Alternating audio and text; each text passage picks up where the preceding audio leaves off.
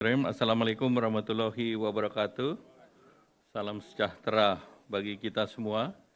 Yang kami hormati Ibu Menteri Keuangan, yang kami hormati Pak Menteri Perencanaan Pembangunan, Kepala Bappenas, kami hormati Pak Menteri Investasi dan Hilirisasi, Kepala BKPM, CEO Danantara, yang kami hormati Ibu Menteri Pariwisata, yang kami hormati Pak Menteri Perdagangan, dan yang kami hormati kepada Bapak Kepala Badan Gizi Nasional. Teman-teman media cetak, media elektronik, terima kasih atas kehadiran pada sore hari ini. Jadi sore hari ini tadi kita melihat pengumuman dari BPS, dan kalau kita lihat keadaan situasi ekonomi global di triwulan kedua masih tetap meninggalkan ketidakpastian dan juga tidak bisa diprediksi.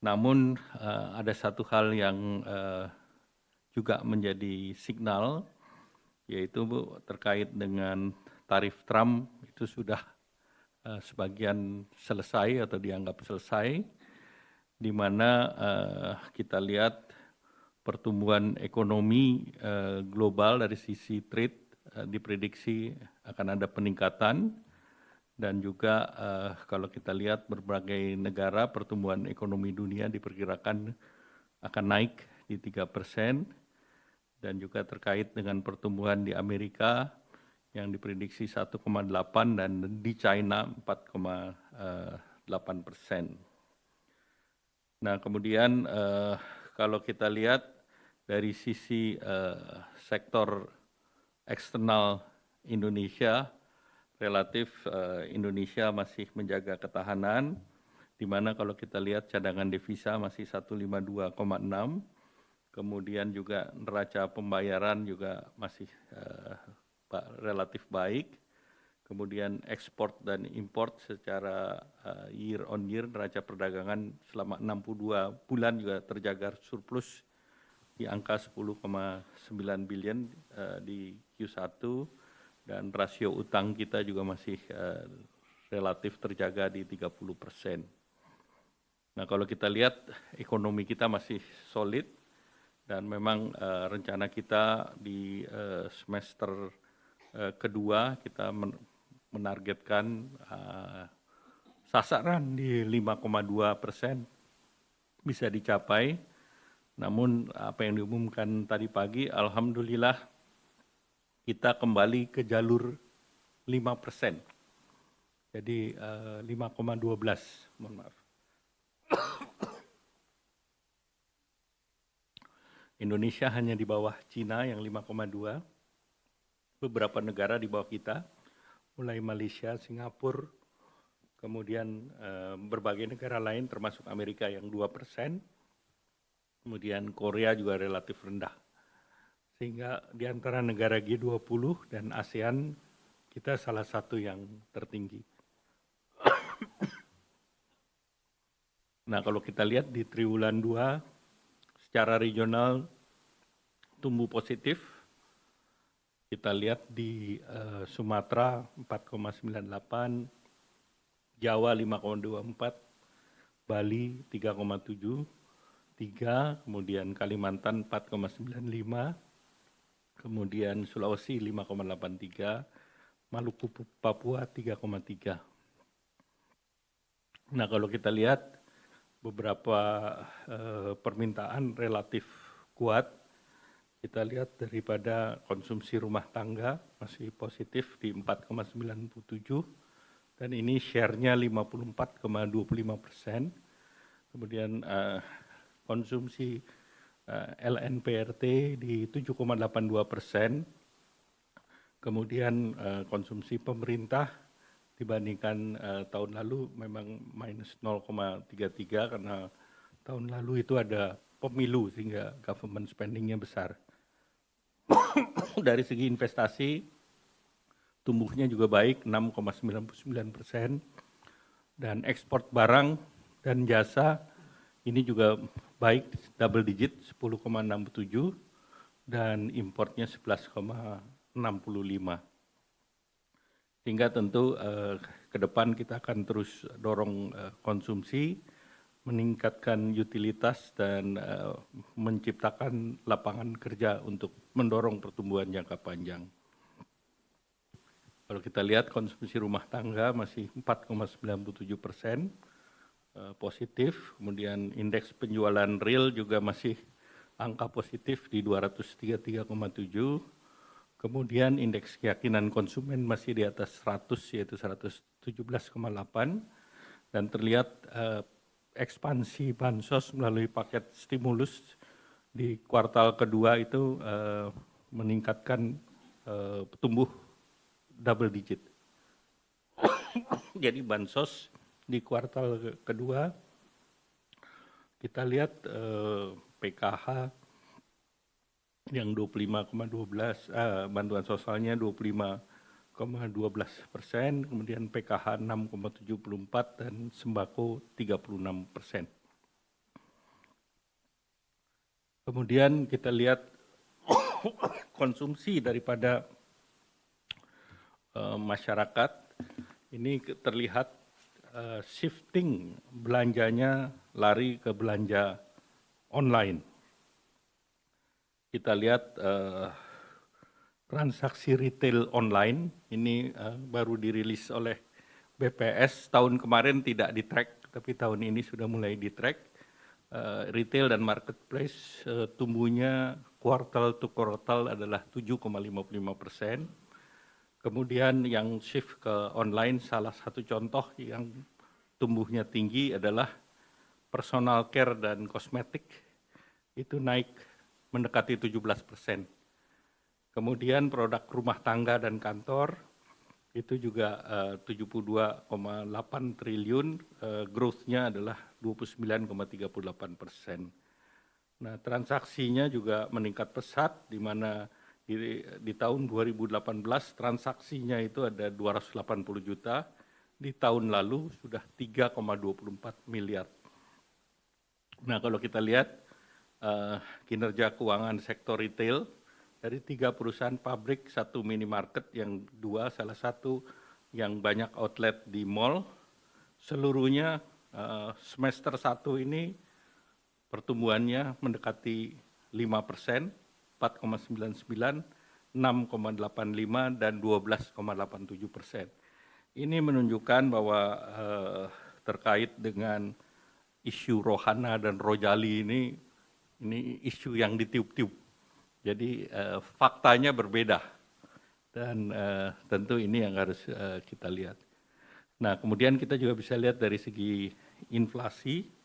Nah, core inflasi di angka 2,32 dan dibandingkan per provinsi kita lihat beberapa provinsi tinggi, artinya daya beli ataupun masyarakat di tengah ketidakpastian global masih melakukan konsumsi secara kuat, dan angka ini ditunjukkan oleh angka inflasi.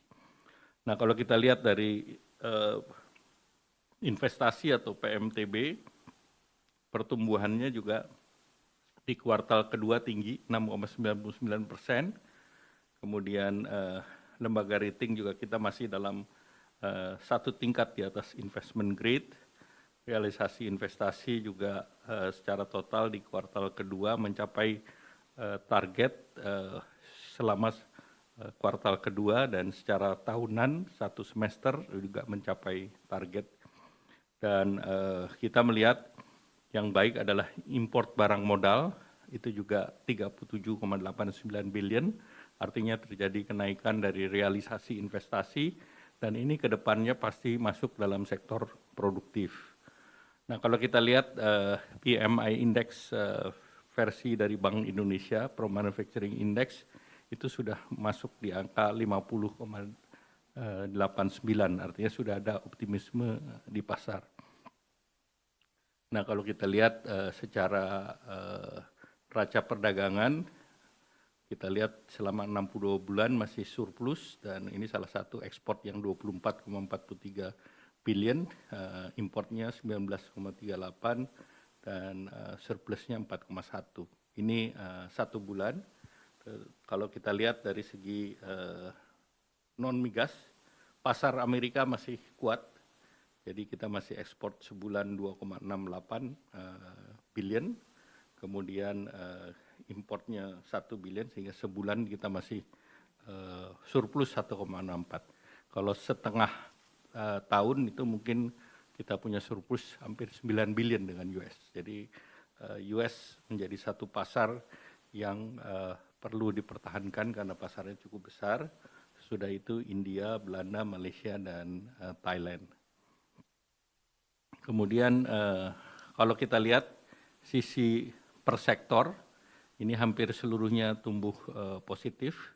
Sektor industri itu tumbuhnya di atas dari pertumbuhan ekonomi nasional. Industri tumbuh di 5,68 dan share-nya 18,67. Kemudian pertanian lebih rendah dari Q1 kemarin karena kebetulan shifting daripada panen. Sedangkan perdagangan 5,7, konstruksi mendekati 5, 4,98. Kemudian transportasi pergunangan itu 8,52. Digital atau Infocom 7,92, akomodasi, transport dan Mamin ini termasuk pariwisata di angka 8%. Jadi kita lihat beberapa sektor dominasi sektor jasa misalnya itu juga tumbuhnya 4,55%. Dan juga yang kita perlu lihat adalah konstruksi tumbuh kembali di angka 4,98 atau naik ke mendekati 5%. Nah, industri pengolahan ini tumbuh kuat, ini ditopang oleh logam dasar tumbuh 14,91%. Ini secara year on year, walaupun ada sektoral tarif, tetapi ini mulai masih tumbuh. Kemudian industri makanan minuman juga masih tumbuh di 6,15%. CPO minyak sawit masih tumbuh, kimia, farmasi, obat-obatan ini juga relatif tumbuh untuk sekitar 43,17% untuk kimia dasar dan yang organik 16,6. Terkait dengan lapangan kerja, ini dibandingkan tahun lalu angkatan bekerjanya bertambah 3,67 dan 3,59 juta penduduk atau 97,73% itu terserap oleh pasar, sehingga perekonomian kita menciptakan lapangan kerja kepada sekitar 3,59 juta penduduk. Nah, kemudian di sektor pariwisata ini terlihat bahwa jumlah wisatawan luar negeri dan dalam negeri itu terjadi peningkatan, terutama wisatawan mancanegara itu mencapai 140.000 orang dan per bulannya, dan wisata Nusantara 100.000. Jadi ini menunjukkan bahwa apa yang dilakukan oleh pemerintah ini mendorong tumbuhnya wisatawan Nusantara secara year on year itu 23,32%. Kemudian ini juga mendorong sisi transportasi dengan berbagai program yang dibuat pemerintah, termasuk terkait dengan diskon-diskon pesawat maupun diskon tol dan yang lain, jalan tol. Itu angkutan rel tumbuh 9,17%, kemudian angkutan laut juga tumbuh 16,79%. Nah, kalau kita lihat denyut ekonomi dari sektor perbankan, kita lihat pertumbuhan dana pihak ketiga mendekati 7%, 6,96 di bulan Juni, dan kredit 7,77. Kalau lihat dari perbankan ini sangat sehat, jauh di atas KAR yang ditetapkan yaitu 25,43. Kemudian likuiditas juga relatif terjaga. Nah, ke depan beberapa hal yang didorong oleh pemerintah, yaitu pertama akselerasi dari makan bergizi gratis MBG, ini realisasinya sudah relatif baik. Nanti Pak Kepala Badan Gizi akan memperjelas. Kemudian bansos di triwulan ketiga ini sebagian ada carry over dari triwulan kedua dan sebagian daripada bantuan subsidi upah ini sudah berjalan di bulan Juli. Demikian pula pada program padat karya di Kementerian Pekerjaan Umum dan Kementerian Perhubungan. Nah, kemudian pemerintah juga mendorong beberapa kegiatan terkait dengan investasi, yaitu dengan mendorong deregulasi, meningkatkan kapasitas SDM dan insentif fiskal, baik itu tax holiday, tax allowance, super deduction, dan koordinasi antar kementerian lembaga. Pemerintah juga terus melanjutkan program FLPP dan juga kredit program perumahan, KUR perumahan, untuk mendorong UMKM, di mana ini disiapkan untuk 450.000 perumahan. Regulasinya sudah disiapkan dan 350 FLPP, yang 450 KUR.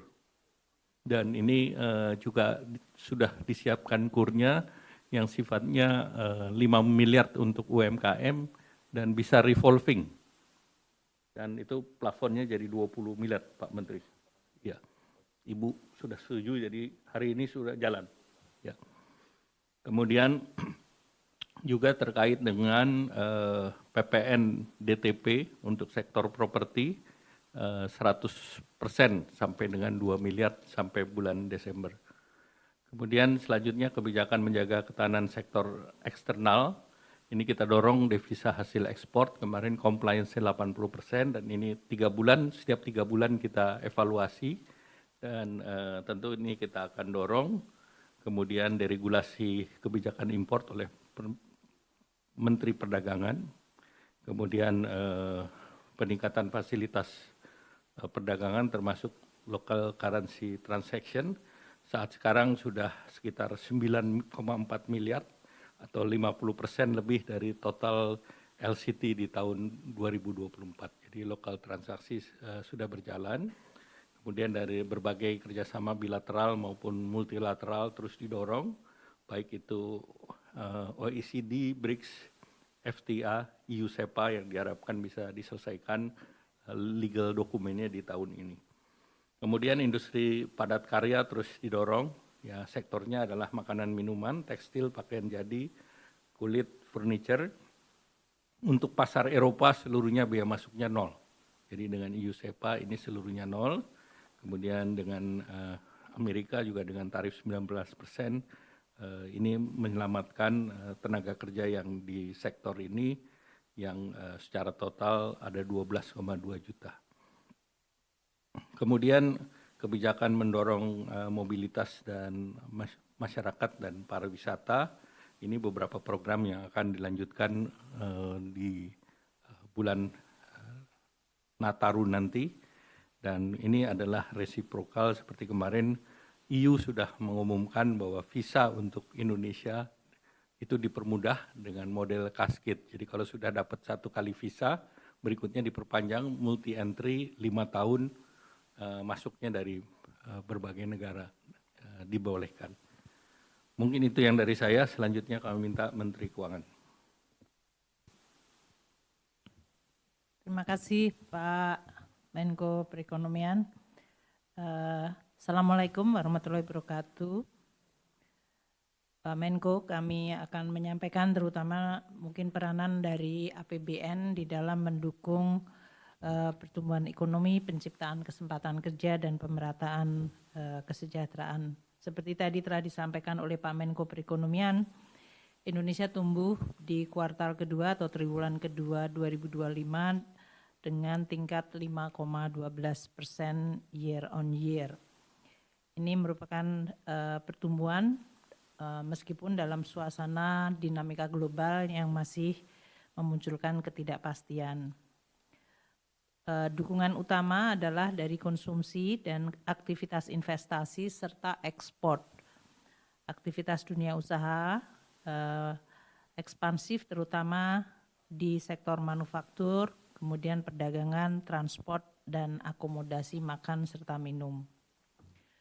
Pemerintah dalam hal ini kami dalam mengelola APBN akan mengoptimalkan peranan APBN untuk terus mendukung perekonomian melalui fungsi alokasi, distribusi, dan stabilisasi. APBN terutama terus diandalkan di dalam melakukan fungsi counter cyclical, terutama dalam jangka pendek waktu persepsi mengenai pelemahan ekonomi muncul, kami menggunakan APBN untuk terus mendukung dan memulihkan agar optimisme dan pertumbuhan ekonomi bisa terus terjaga stabil atau makin kuat. Stimulus ekonomi yang dilakukan oleh pemerintah juga menggunakan APBN secara sangat signifikan. Di dalam rilis BPS disebutkan konsumsi rumah tangga di triwulan kedua adalah tumbuh 4,97% year on year. Ini menunjukkan bahwa hal yang dilakukan oleh pemerintah menjaga inflasi tetap rendah di 2,18%, ya. Di kuartal kedua lebih tinggi sedikit tapi masih di dalam range 2,5 plus minus 1. Dan juga pengeluaran masyarakat terutama untuk bidang transportasi, restoran, sejalan dengan mobilitas masyarakat terutama pada masa libur sekolah yang waktu itu memang merupakan target pemerintah untuk menstimulasi kegiatan ekonomi masyarakat melalui berbagai insentif yang diberikan termasuk tarif dari transport yang didiskon atau PPN-nya diturunkan, sehingga pada masa libur sekolah dan hari besar keagamaan telah mampu untuk menstimulus perekonomian melalui insentif maupun signaling dari pemerintah dan support dari APBN. APBN juga memberikan kontribusi yang sangat signifikan untuk menjaga daya beli melalui tadi insentif diskon transport baik jalan tol, dan juga APBN memberikan penebalan dari bantuan sosial. Ini cukup memberikan dukungan terutama untuk kelompok menengah bawah. Pemerintah juga memberikan bantuan subsidi upah. Ini langsung masuk ke dalam account-nya masing-masing pekerja formal dan tentu ini langsung menciptakan juga multiplier melalui konsumsi rumah tangga. Selain itu pada kuartal kedua dilakukan pencairan gaji ke-13 yang nilainya cukup signifikan, lebih dari 37 triliun. Konsumsi pemerintah di kuartal kedua menurut BPS masih negatif, yaitu kontraksi 0,33%. Hal ini karena tahun lalu, Januari hingga Juni, pengeluaran pemerintah pada masa pemilu itu tumbuh hingga di atas 12%. Jadi kalau sekarang masih kontraksi itu karena baseline-nya tahun lalu cukup tinggi. Meskipun demikian sebetulnya kami mengharapkan di kuartal kedua sudah mulai positif. Estimasi kami sebetulnya di sekitar 0,2, jadi BPS mengeluarkan dengan kontraksi 0,33. Ini berarti kita harus bekerja lebih keras dari seluruh kementerian lembaga serta Pemda untuk bisa mengakselerasi belanjanya. Meskipun demikian, kalau kita lihat kontraksi 0,33% year on year ini lebih baik dibandingkan kondisi belanja pemerintah di kuartal 1 yang waktu itu memang masih merupakan adjustment dari kabinet baru di mana belanja pemerintah mengalami kontraksi hingga 1,37%. Tentu nanti ini kita akan lihat di semester kedua. Konsumsi pemerintah dalam hal belanja pemerintah terutama untuk menjaga konsumsi masyarakat, ini kalau kita lihat tahun lalu 12,2%, di 2024 Januari Juni, jadi baseline-nya memang sangat tinggi dibandingkan tahun-tahun sebelumnya. Jadi kalau sekarang ini hanya tumbuh 0,6 oleh BPS masuk dalam bentuk kontraksi 0,33.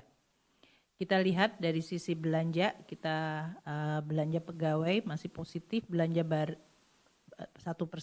belanja barang kontraksi 9,7, namun belanja modal ini tumbuhnya hingga 30% dan bantuan sosial, penebalan bantuan sosial memang tumbuh cukup tinggi yaitu 20,4%. Jadi dua hal ini yang masuk di dalam perhitungan growth dari triwulan kedua untuk menopang daya beli dan tadi mendukung masyarakat maupun dari sisi nanti belanja modal terutama investasi.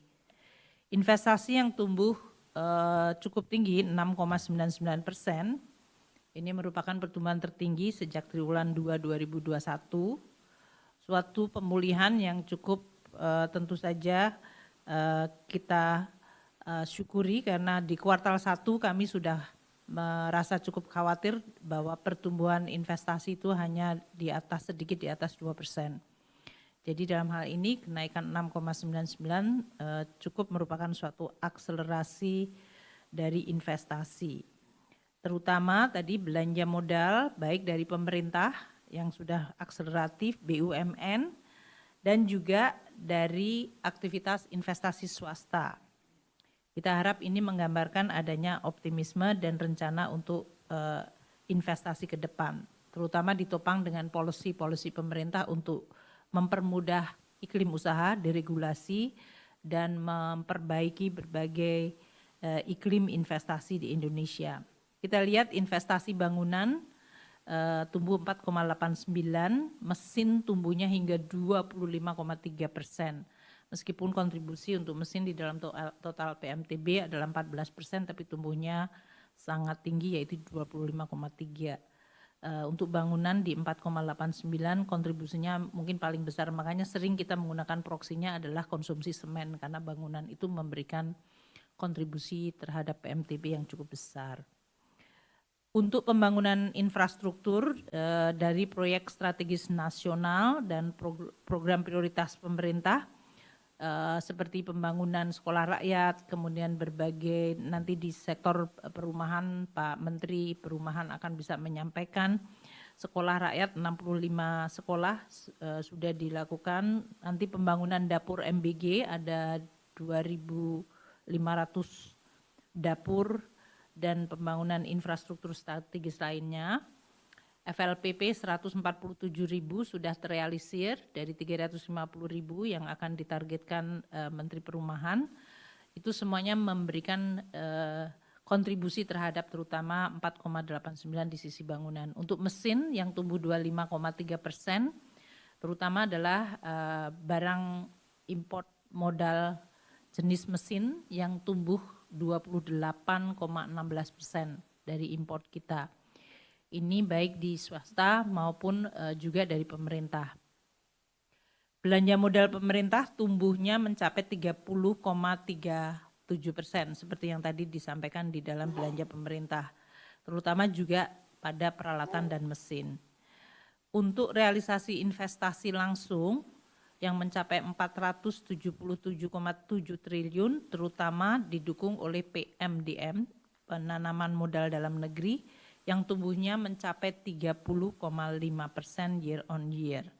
Ini diharapkan akan meningkatkan optimisme di dalam iklim investasi domestik yang akan terus kita coba jaga.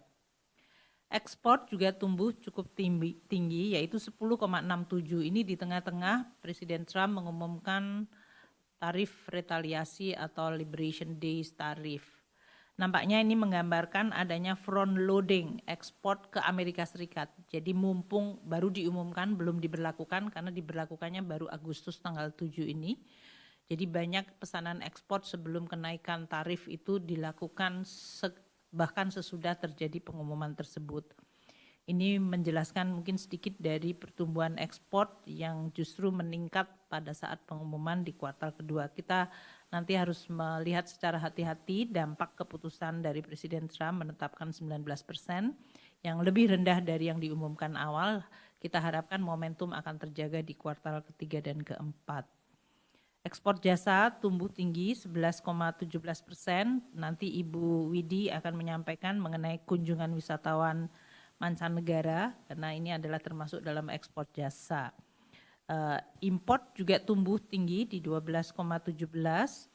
persen, terutama untuk bahan baku dan barang modal. Ini juga memberikan optimisme bahwa import ini kemudian akan mendukung pertumbuhan terutama di sektor manufaktur pada kuartal selanjutnya.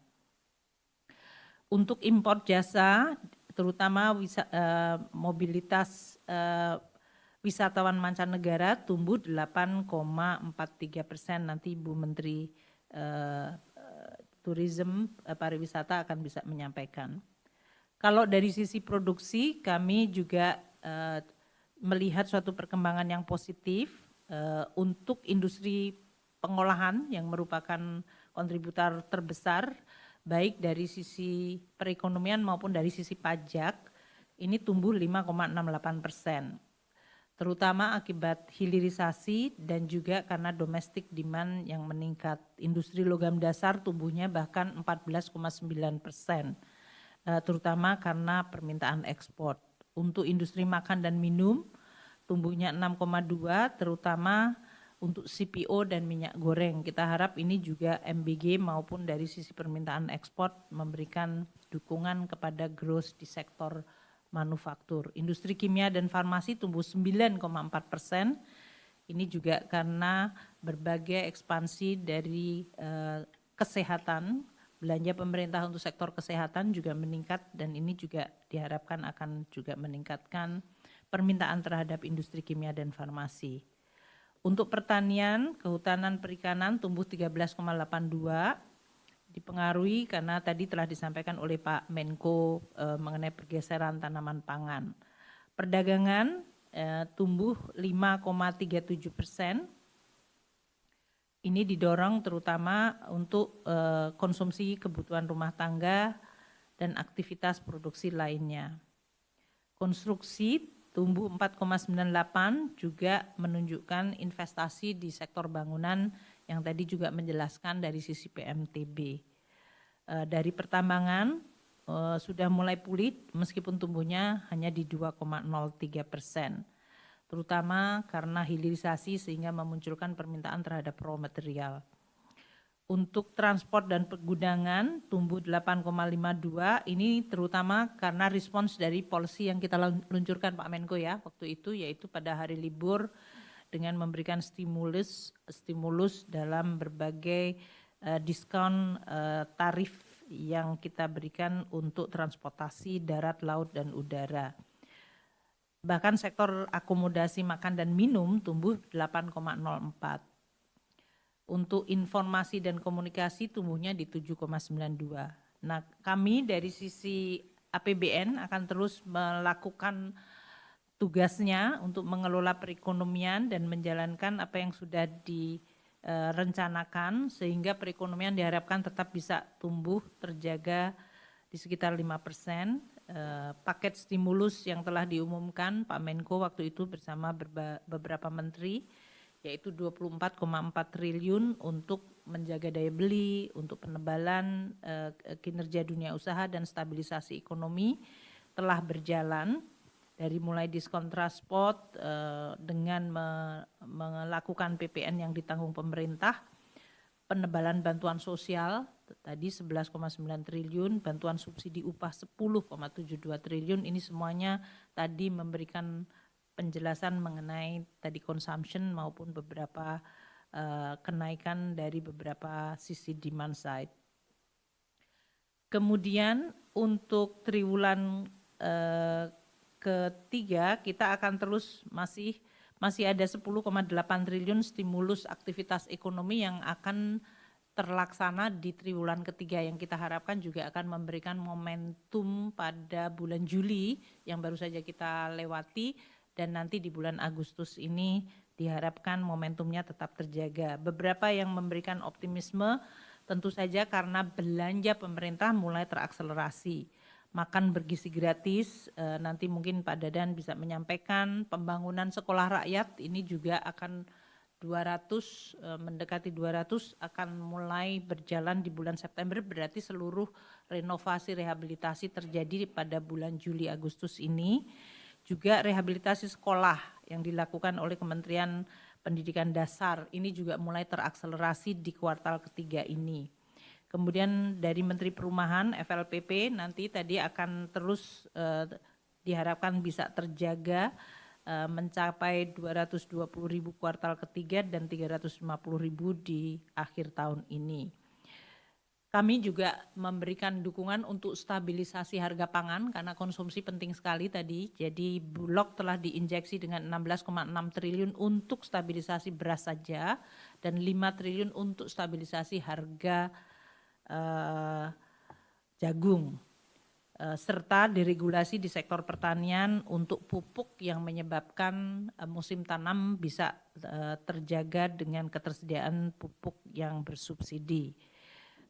Kita juga menjaga iklim investasi agar tetap sehat dan kompetitif, terutama pemerintah akan juga setiap saat bersama dengan Menteri Perdagangan dan Menteri Perindustrian melakukan perlindungan industri dalam negeri dengan bea masuk tindakan pengaman atau BMTP apabila dibutuhkan. Ini sangat penting di dalam rangka kita untuk tetap menjaga competitiveness dari industri manufaktur kita. Kemudian untuk administrasi perpajakan juga disimplify, terutama untuk penyelenggaraan perdagangan melalui sistem elektronik atau PMSE yang akan bekerja sama dengan kami di dalam pemungutan PPh pasal 22. Tidak ada pajak baru atau tarif baru, hanya administrasinya disederhanakan dan dimudahkan. Kita akan terus bekerja sama dengan seluruh kementerian lembaga di bawah Pak Menko untuk perluasan deregulasi, relaksasi, efisiensi, sehingga dia terus akan mendorong investasi di dalam negeri. Di bidang perpajakan, pajak dan bea cukai, kami terus melakukan perbaikan administrasi dan juga terus melakukan perbaikan dari sisi kebijakan. Percepatan penetapan tarif perlindungan dari 40 menjadi 14 hari itu di dalam rangka kita mengintegrasikan sistem pengawasan melalui CEISA Bea Cukai dengan Kementerian Perdagangan di dalam rangka untuk menjamin kelancaran arus barang dan menekan biaya logistik. Untuk semester kedua Pak Menko, kami akan terus memonitor pelaksanaan APBN. APBN akan terus dioptimalkan di dalam menjaga momentum pertumbuhan. Tentu salah satu kepastian adalah penurunan tarif dari 32 menjadi 19% dari Amerika Serikat. Kemudian APBN akan melakukan counter cyclical di semester kedua. Kita akan melihat nanti penyerapan dari MBG, akan ada 30.000 lagi dapur dibangun, sekolah rakyat 200 akan terrealisir, FLPP 350.000 hunian layak, serta tadi KUR untuk kontraktor dan UMKM dan juga untuk dari sisi demand-nya. PPN DTP yaitu PPN untuk rumah komersial yang selama ini telah diberikan akan diteruskan sampai dengan akhir tahun, diperkirakan akan ada 32.000 unit rumah komersial yang akan menikmati PPN DTP hingga 2 miliar rupiah. Kita juga akan terus mendorong penyaluran kredit usaha rakyat, diperkirakan semester 2 287,8 triliun akan tersalurkan dan Pak Menko bersama kami semuanya sedang menggodok untuk stimulus di sekitar liburan Nataru. Ini akan dilakukan juga nanti semoga bisa diumumkan lebih cepat sehingga masyarakat bisa melakukan planning untuk perjalanan pada akhir tahun. Koperasi Merah Putih juga diperkirakan akan mulai beroperasi. Kami akan terus mendukung melalui penempatan dana di bank perbankan dan juga investasi di kawasan ekonomi khusus yang diharapkan akan tidak hanya mendorong growth tapi juga mentransformasikan ekonomi Indonesia. APBN pada paruh kedua semester kedua ini masih ada 2.121 triliun yang rencananya akan dibelanjakan dalam 6 bulan. Tentu kita tetap melihat kualitas belanja harus tetap baik, tata kelola menjadi baik dan tidak ada korupsi sehingga angka 2.121 triliun benar-benar bisa dirasakan manfaatnya oleh masyarakat. Mungkin untuk penutup bahwa World Economic Outlook dari IMF untuk tahun 2025 ini agak direvisi ke atas dari 2,8 ke 3%. Ini juga mungkin dengan perbaikan outlook dari perekonomian kita di kuartal ketiga dan keempat, sambil terus menjaga momentum kuartal kedua yang sangat baik ini, diharapkan akan bisa memberikan optimisme dari perekonomian Indonesia di dalam menghadapi kondisi yang memang masih cukup menantang secara global. Terima kasih Pak Menko. Terima kasih Bu Menteri Keuangan. Selanjutnya kami persilakan Bapak Menteri PPN, Kepala Bappenas. Terima kasih Pak Menko.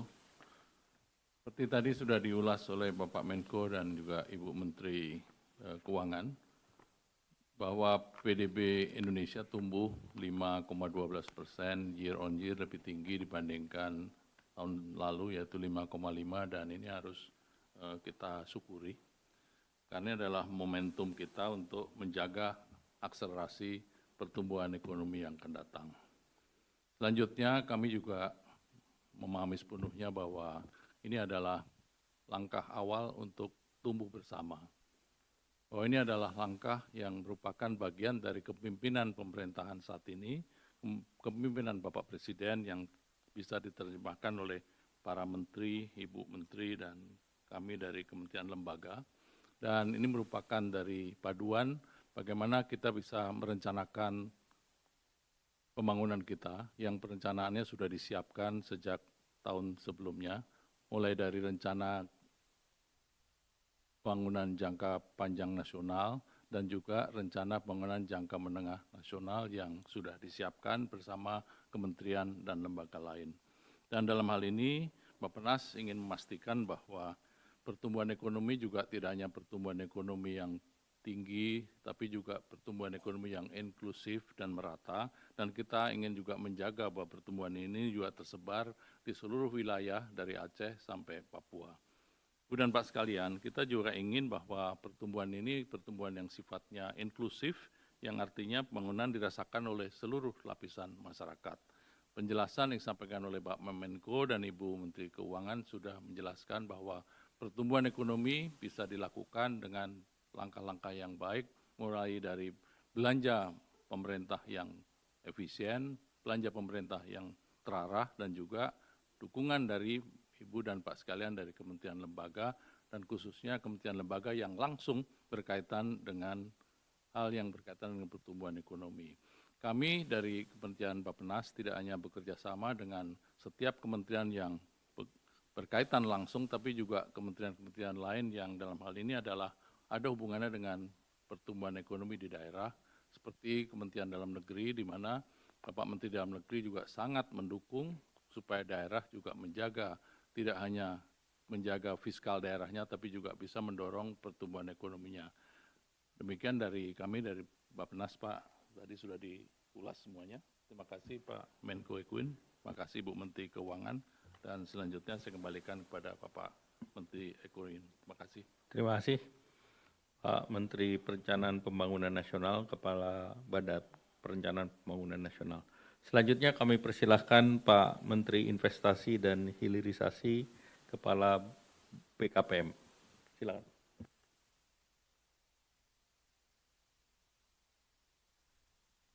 Terima kasih Pak Menko. Assalamualaikum warahmatullahi wabarakatuh. Salam, Om Swastiastu, Namo Buddhaya, salam kebajikan.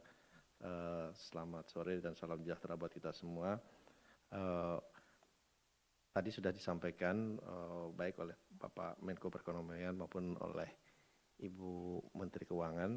Ya alhamdulillah memang investasi di kuartal kedua ini mengalami peningkatan yang sangat-sangat baik, karena memang ada beberapa kami melihat terutama memang di daerah Jawa Barat dan juga Sulawesi itu yang memang kalau kita lihat kontribusi dari kenaikan investasinya cukup meningkat sangat tajam, dan juga kontribusi dari investasi di kuartal kedua ini berdasarkan angka BPS adalah 2,06%, peningkatan yang cukup baik. salah satunya juga perubahan yang kami lakukan, walaupun tadi sudah disampaikan oleh Bapak Menko Perekonomian, tapi ini adalah sangat penting ingin saya sampaikan kepada teman-teman media, adalah tentunya pada saat mereka berinvestasi, kita ingin lebih memberikan kepastian dari segi perizinan maupun izin, dari segi waktunya, karena mereka ingin lebih banyak mendapatkan predictability dan clarity juga dari sektor yang dari segi timingnya, dan ini kita lakukan dalam rangka tentunya untuk meningkatkan iklim investasi, iklim industri dari dari investasi yang akan masuk. Jadi perubahan itu yang cukup signifikan, yang alhamdulillah sudah keluar PP-nya, yang tadinya PP nomor 5 dirubah menjadi PP nomor 28 tahun 2025, yang dimana itu memberikan kepastian dari segi perizinan. Karena sekarang karena ini melibatkan lebih dari 18 kementerian dan badan. Kalau dulu sudah ada perjanjian antara Kementerian Investasi dan kementerian lain, contohnya dalam service level agreement, contohnya misalnya saya dengan Kementerian Investasi dan kementerian lain, jangka waktunya perizinannya setelah masuk ke kami berikan kepada kementerian lain itu 10 hari. Nah, tapi mungkin dalam kenyataannya karena kesibukan yang tinggi mungkin bisa lebih dari 10 hari. Nah, tapi sekarang dengan adanya PP nomor 28 ini yang kita menerapkan kebijakan fiktif positif, yaitu di mana apabila dalam waktu yang sudah ditentukan, misalnya dalam waktu 10 hari, belum ada kabar dari kementerian terkait lainnya, kami otomatis bisa mengeluarkan izinnya. Nah, ini suatu inisiatif yang sangat-sangat baik, yang direspon oleh sangat-sangat positif. Saya banyak mendapatkan masukan baik dari investor dalam maupun luar negeri, dan diapresiasi oleh banyak counterpart kita dari luar. Kebetulan saya juga mendapatkan masukan dari USABC, ASEAN Business Council, dari AmCham, dari Eurochem, yang kebetulan baru bertemu dengan kami dan menyampaikan ini adalah suatu hal yang positif, sangat-sangat positif, yang memberikan kepastian terutama dari segi waktu atau timing dari perizinan yang mungkin selama ini menjadi lebih baik.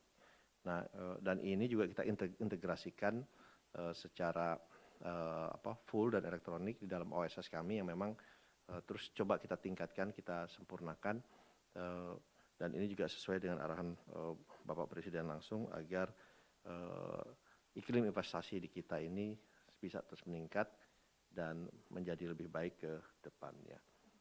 Dan kami meyakini insya Allah dari kami disampaikan juga dari Kementerian Keuangan, dengan masuknya impor barang modal yang tinggi, ini juga menandakan bahwa investasi ke bulan-bulan berikutnya, kalau kami lihat dari trajektori kami juga masih sangat-sangat tinggi. Jadi insya Allah target ke depannya sesuai yang ditargetkan oleh Bappenas kepada kami bisa kami tercapai, dan kami meyakini di triwulan berikutnya akan terjadi peningkatan yang sangat-sangat baik juga dari segi investasi yang masuk dari dalam maupun luar negeri. Terima kasih, itu mungkin yang bisa saya sampaikan. Wassalamualaikum warahmatullahi wabarakatuh. Waalaikumsalam. Terima kasih Pak Menteri Investasi. Selanjutnya kami persilakan Pak Menteri Perdagangan.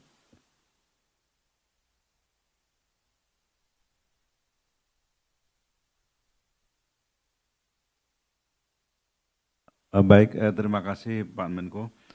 Ingin menambahkan sedikit Pak terkait dengan perkembangan ekspor kita. Saya langsung ke kumulatif Januari-Juni. Yang pertama adalah ekspor kita semester pertama mengalami peningkatan sebesar 7,7%, yaitu sekarang menjadi 135,41 miliar dari 125,73 miliar, dan surplus kita meningkat menjadi 19,48 miliar US dari tahun sebelumnya pada semester 1 15,58. Tujuan ekspor utama kita masih tetap RRT, kemudian disusul Amerika Serikat, India, Jepang, dan Malaysia. Kemudian kalau kita lihat surplus kita semester pertama justru yang paling tinggi adalah ke Amerika sebesar 9,9 miliar, disusul India, Filipina, Malaysia, dan Vietnam. Kalau kita lihat per kawasan Pak, Bapak Ibu, ASEAN menyumbang yang terbesar 9,5, kemudian EU 3,7, dan IAU 0,007. Ini kalau kita lihat kawasan EU dan IAU, kita baru selesai melakukan perundingan dagang. Mudah-mudahan ke depan ekspor kita bisa meningkat lebih besar karena kesempatan atau pangsa pasarnya menjadi terbuka lebih luas. Kalau kita lihat struktur ekspor kita ekspor kita didominasi oleh industri pengolahan sebesar 83,81%, kemudian pertambangan 13,55% dan pertanian 2,64%, dan kalau kita lihat pertumbuhannya, pertanian mengalami pertumbuhan yang cukup tinggi yaitu 49,77%, disusul industri pengolahan 16,57 dan pertambangan dan lainnya mengalami kontraksi sebesar 25,21%. Kemudian ekspor kita di top 20 negara, yang pertama yang terbesar adalah ke Swiss. Swiss ini bagian dari EFTA, ya, perjanjian yang sudah kita lakukan. Kita meningkat sebesar 111,2%, kemudian disusul Arab Saudi, Thailand, Bangladesh, dan Singapura. Kemudian kawasan dengan pertumbuhan ekspor tertinggi semester 1 adalah Asia Tengah sebesar 92%, Afrika Barat 57%, Afrika Timur 52%, Amerika Selatan 48%, Afrika Selatan 43%. Dan produk-produk yang mengalami pertumbuhan tertinggi dalam ekspornya adalah kakao dan olahan, kopi, teh dan rempah, timah dan barang daripadanya, aluminium, dan berbagai produk kimia. Kemudian kalau tadi kita juga impor kita strukturnya adalah bahan baku penolong sebesar atau pangsanya 71,38%, kemudian barang modal 19,84% dan barang konsumsi 8,7%. Kalau kita lihat pertumbuhannya, barang modal kita, impor kita naik 20%, kemudian barang konsumsi turun 2,47% dan bahan baku atau penolong naik 2,58%. Saya kira secara singkat itu Pak, dan kita sedikit menyampaikan bahwa kita terus akan meningkatkan ekspor kita dengan beberapa perjanjian yang tahun ini bisa kita selesaikan seperti Indonesia EU CEPA, kemudian Indonesia Kanada, Indonesia Peru, kemudian IAEU dan Indonesia Tunisia yang mudah-mudahan tahun ini bisa kita selesaikan sehingga pasar kita semakin besar untuk ekspor. Saya kira demikian Pak Menko, terima kasih. Terima kasih Pak Menteri Perdagangan. Selanjutnya kami persilakan Pak Menteri Perumahan dan Kawasan Pemukiman.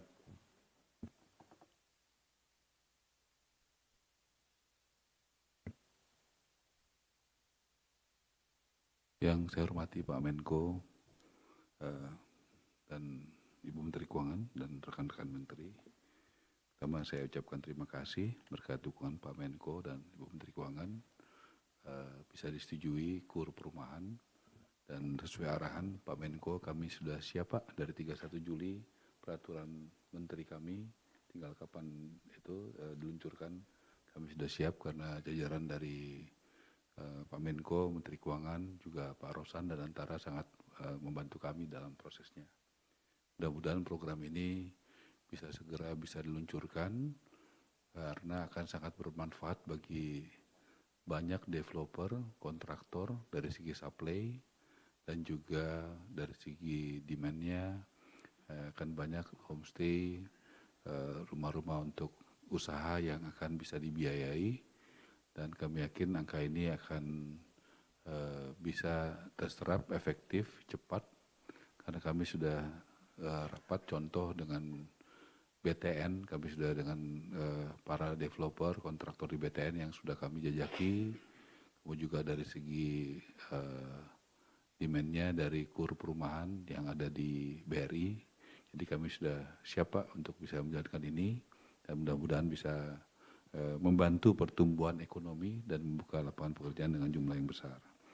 Kemudian yang kedua juga di sini sudah dijelaskan oleh Bapak Menko bahwa rumah subsidi ini meningkat rata-rata biasanya setiap tahun 200.000, tahun ini pertama kali sepanjang sejarah menjadi 350.000 untuk tahun ini, dan saya laporkan Ibu, mungkin ini datanya sampai 31 Juli, barusan saya dikirimin data terakhir, sudah ada pergerakan yang cukup signifikan dalam beberapa hari ini, sehingga saya rasa target untuk bisa mencapai 350.000 mudah-mudahan bisa kita capai Bu.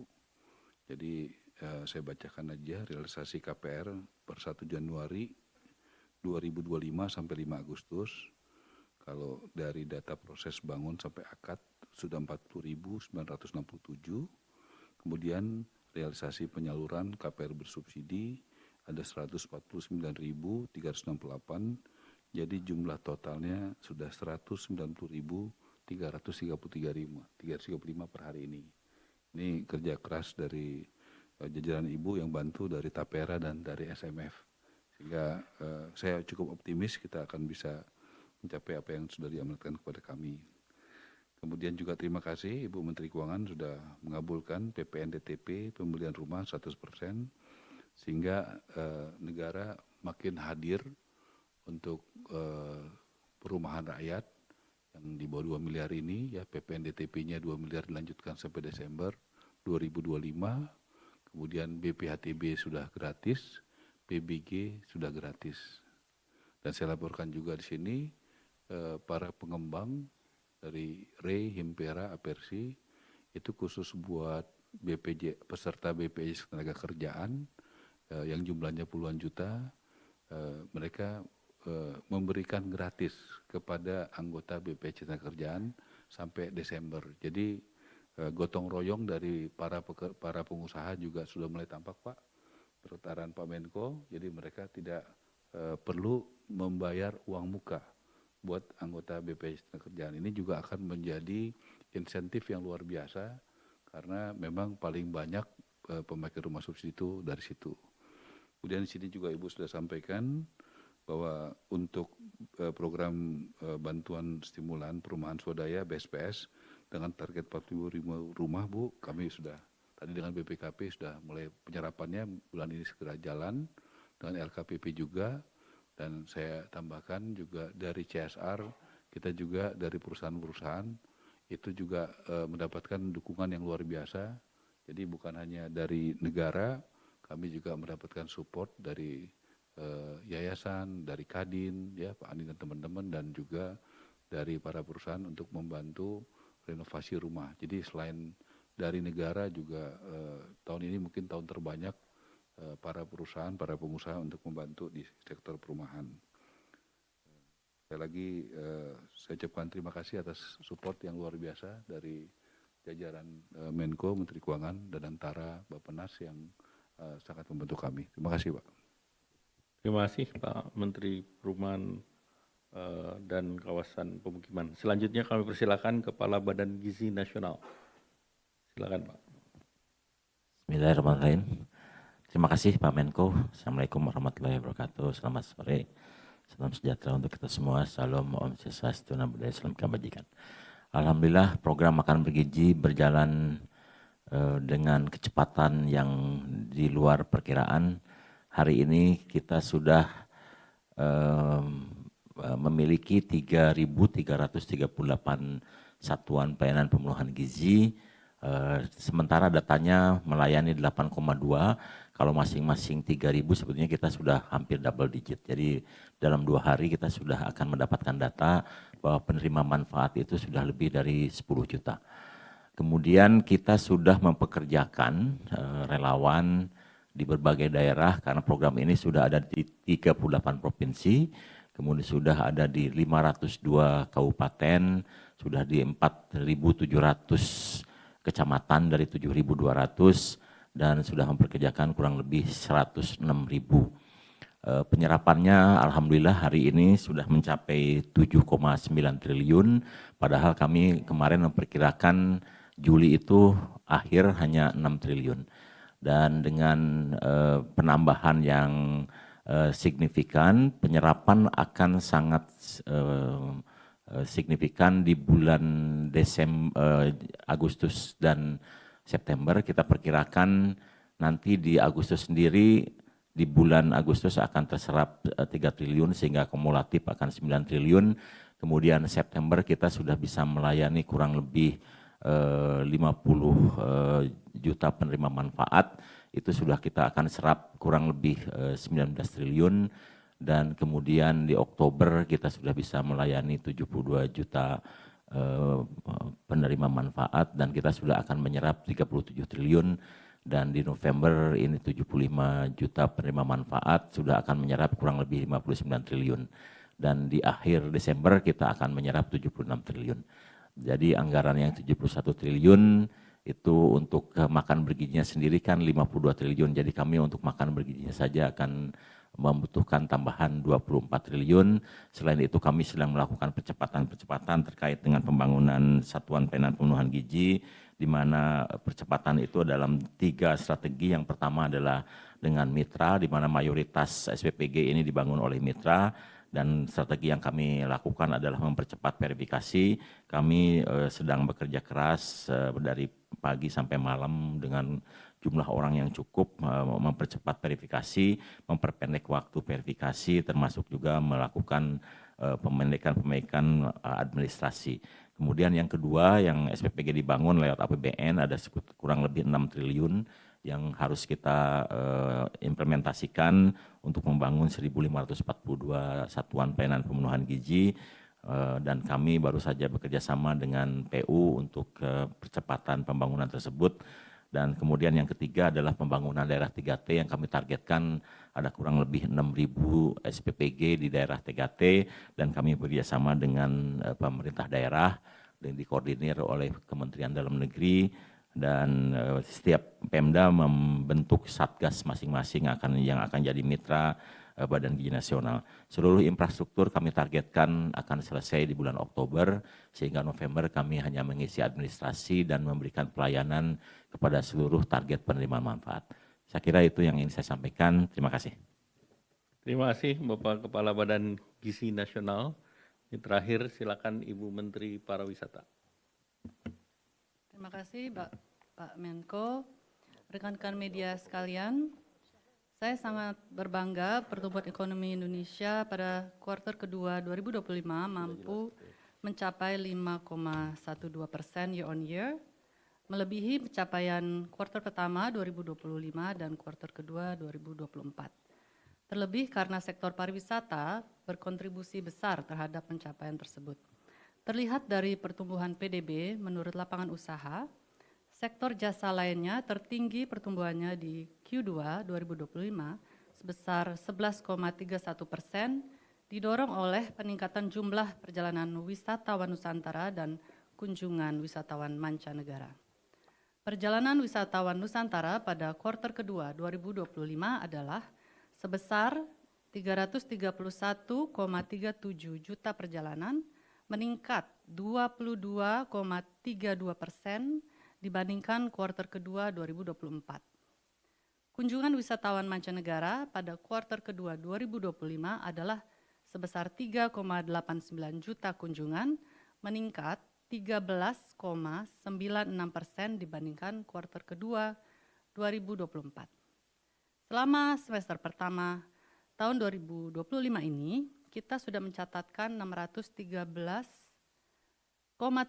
juta perjalanan wisatawan Nusantara dan 7,05 juta kunjungan wisatawan mancanegara. Kemudian sektor jasa perusahaan menjadi sektor tertinggi kedua, pertumbuhannya sebesar 9,31%. Hal ini didukung peningkatan aktivitas jasa agen atau biro perjalanan wisata.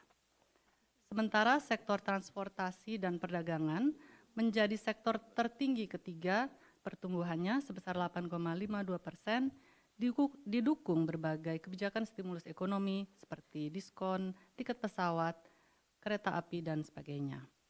Sementara sektor akomodasi dan makan minum yang paling banyak didorong oleh kegiatan kepariwisataan menjadi sektor tertinggi keempat pertumbuhannya dengan pertumbuhan 8,04%. Kami sangat antusias menyambut paruh kedua tahun 2025 ini. Menjelang hari ulang tahun RI Agustus ini, kami telah berkoordinasi dengan Perhimpunan Hotel dan Restoran Indonesia atau PHRI untuk promo dan paket wisata yang menarik sehingga wisatawan bisa memanfaatkan momen libur nasional tanggal 18 Agustus 2025 dengan berwisata di dalam negeri. Hotel-hotel sudah mulai mempublikasikan promo mereka, bahkan hingga 80% menyambut HUT RI yang ke-80. Kementerian Pariwisata juga mengajak masyarakat Indonesia untuk melihat 58 festival karisma event Nusantara yang masih akan dilaksanakan hingga akhir tahun, termasuk Festival Pacu Jalur yang akan dilaksanakan pada tanggal 20 sampai 24 Agustus nanti. Estimasi mulai Oktober nanti kita juga akan memulai kampanye untuk libur Natal dan Tahun Baru 2025-2026. Kami telah memulai berkoordinasi dengan asosiasi dan pelaku usaha untuk menghadirkan promo dan paket wisata yang menarik bagi wisatawan Nusantara, khususnya yang mendorong pemerataan perjalanan ke berbagai wilayah di Indonesia. Upaya ini juga dikombinasikan dengan stimulus ekonomi untuk supply, melalui kebijakan diskon transportasi dan stimulus untuk menjaga daya beli masyarakat sebagaimana dikomunikasikan oleh Bapak Menko Perekonomian tadi. Kunjungan wisatawan mancanegara yang mendatangkan devisa juga terus kita usahakan lewat partisipasi di Travel Expo, di antaranya World Travel Mart London di November ini, dan juga agenda business matching seperti di Malaysia yang baru saja dilaksanakan tanggal 29 sampai 31 Juli lalu, kemudian di Seoul dan Beijing di bulan September nanti. Bapak dan Ibu sekalian, kami optimis dengan upaya kolaboratif kita untuk menarik Wisman, juga antusiasme rakyat Indonesia untuk berwisata didukung stimulus pemerintah, pariwisata Indonesia akan semakin menjadi penggerak pertumbuhan ekonomi. Terima kasih. Terima kasih Bapak. Baik, Bapak Ibu yang kami hormati, demikian penjelasan dari Bapak Ibu Menteri, Menteri Keuangan, Menteri Bappenas, Menteri Investasi, Menteri Perumahan dan Kawasan Pemukiman, Menteri Perdagangan, Menteri Pariwisata dan Kepala Badan Gizi Nasional. Sehubungan dengan kita sudah lewat maghrib, jadi tidak ada pertanyaan. Terima kasih. Wassalamualaikum warahmatullahi wabarakatuh.